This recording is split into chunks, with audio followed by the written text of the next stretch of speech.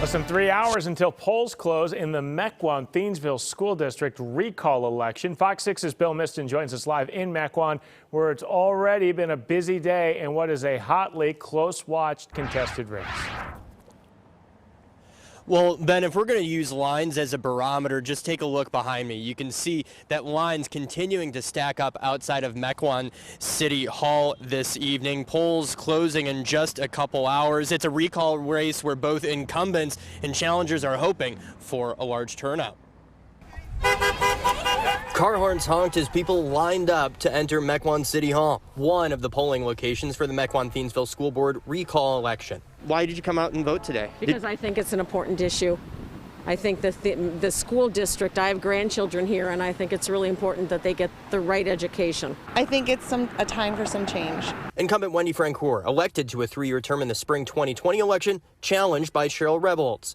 Eric Hollander, also elected in spring of 2020, challenged by Charles Lorenz. Akram Khan, whose term is up next spring, challenged by Chris Cattell, and Chris Schultz challenged by Scarlett Johnson. Recall effort has its beginnings more than a year ago in response to the district's handling of the pandemic. And as a result, challengers say the actions of the board have led to an academic decline among students. At the end of the day, we've awakened a lot of people to what's going on in the district. All of this hard work is worth it, no matter what the outcome of the election is.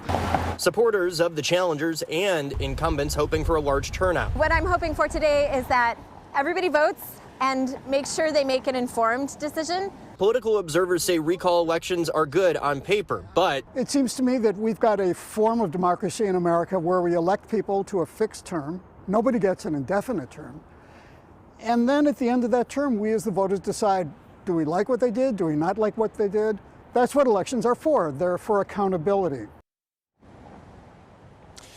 And Ben, in fact, 4 former Mequon mayors, as well as the current mayor, set out a letter last month saying that using the recall process as part of a way to challenge policy disagreements sets a bad precedent for possibly a never-ending political process. And this whole process costing about $15,000 to taxpayers.